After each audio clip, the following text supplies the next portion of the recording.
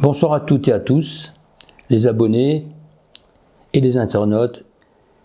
Donc je suis Paul. J'ai commencé, comme vous toutes et tous, à être petit. Et quand j'étais petit, j'étais ce qu'on appelle un enfant hyperactif, que l'on nomme maintenant, mais avant c'était plutôt quelqu'un qui jouait trop avec la vie, qui aimait la vie et pas l'école. Et mon père n'avait qu'une solution, c'était de me frapper. Donc j'étais très tôt enfant battu. Mais j'avais une chance, le soir quand je m'endormais, même si j'ai pas de chambre, même si j'ai pas de nounours, j'avais vraiment une grande chance, et je ne le savais pas, d'avoir une personne à côté de moi qui était Marie et le petit Jésus. Et pour moi, le petit Jésus, c'était lui qui apportait les cadeaux à Noël. Et un jour, mon père me dit, non, le petit Jésus, ça n'existe pas, le petit Jésus, c'est le Père Noël qui amène les cadeaux.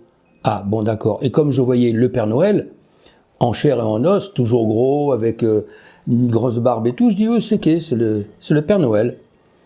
Et puis, à l'âge de 7 ans, ma sœur, qui était plus âgée que moi, me dit, mais tu sais, le Père Noël, c'est faux, c'est nos parents.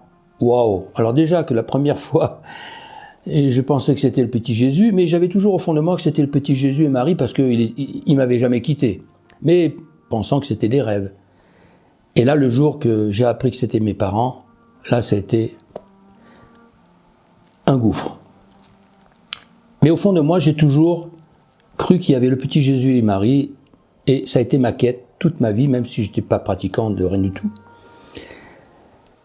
Et à ce moment-là, je me suis dit, quand je serai plus grand, j'aurai une entreprise et on aura tout ce que l'on veut. Déjà tout jeune, c'était tout ce que l'on veut. Pour moi, c'était tout est possible. Donc mon père n'était pas tout à fait d'accord parce que comme il était dans l'administration, il m'a dit non, continue tes études, voilà. Et donc dans ma première partie de vie,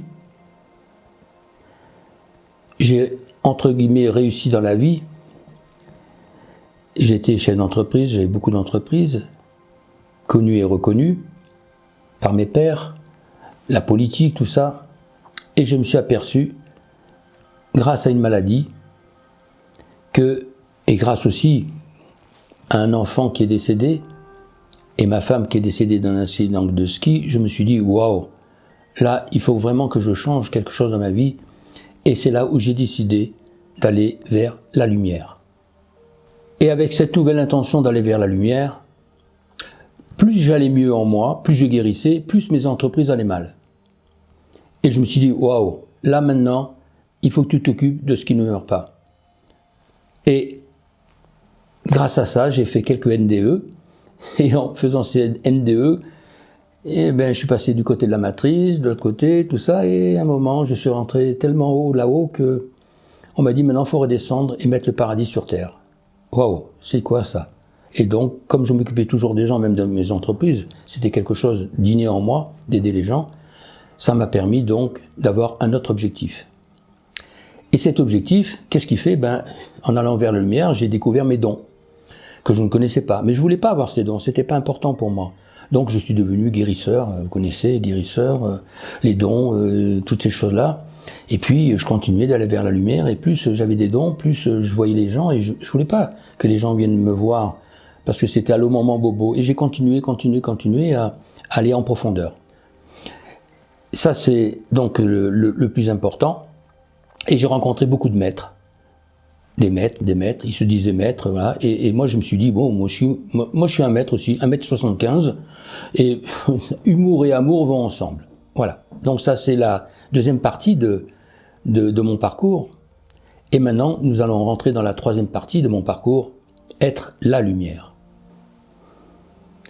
Et en allant vers cette lumière, je me suis reconnecté à ce que j'avais perdu depuis pas mal de temps, mais pas perdu. C'est toujours le petit Jésus et Marie. Et là, grâce aussi à la vibration sonore, la métamusique, tout ce que j'ai créé au niveau donc de la relation avec l'être humain et les fréquences vibratoires, je me suis dit, waouh, là maintenant, je suis prêt. J'ai fait des conférences, des ateliers, dans mon département. Et c'est vrai que je n'ai pas cherché à aller, comme beaucoup de personnes en France, à l'étranger, donner la bonne parole. J'ai préféré faire une introspection vraiment en profondeur. Je peux me présenter à vous avec une stabilité, certes, mais ce qu'on appelle la vérité. Et la vérité, c'est quelque chose que nous avons tous en nous. C'est le cœur, donc l'amour, qui va avec humour, et la sagesse. Donc pourquoi l'humour? Parce qu'en réalité, j'ai découvert aussi une vérité qui est peut-être importante.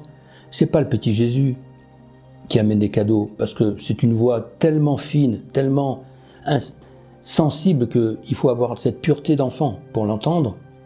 Ce n'est pas le Père Noël, vous le savez, puisque les parents ont dit, c'est pas les parents non plus. Parce qu'aujourd'hui, la grande vérité, c'est Amazon qui distribue les cadeaux le soir de Noël. Voilà, donc, vous voyez, chacun a sa réalité. Et je pense que ce qui est important, c'est d'aller en-delà des croyances, des dons, pour revenir dans le naturel que j'avais quand j'étais tout petit. Et que peut-être vous aussi, votre originalité, vous l'avez perdue, malheureusement, parce que les adultes vous ont menti. Si vous avez vibré, ressenti quelque chose en-delà du mental, en-delà des mots, aucune explication ne peut vous apporter mieux que la vibration en-delà du mental pour recevoir tous vos cadeaux. Même après Noël, vous pourrez avoir encore des cadeaux, car Noël, c'est tous les jours. Voilà, donc merci à vous, à très bientôt.